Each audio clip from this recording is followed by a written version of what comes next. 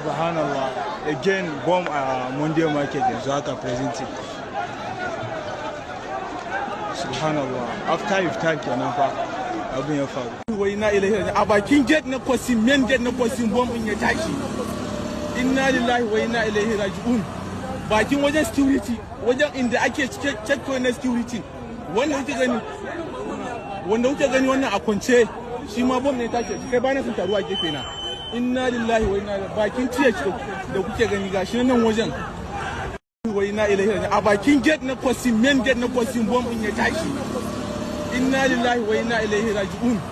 Bakin wajen security, wajen inda ake checkpoint na security. Wanda kuke gani wannan a kwance shi ma bomb ne ya tashi. Kai ba na sun taruwa gefe na. Inna lillahi wa inna ilaihi bakin tiyaci da kuke gani gashi nan wajen.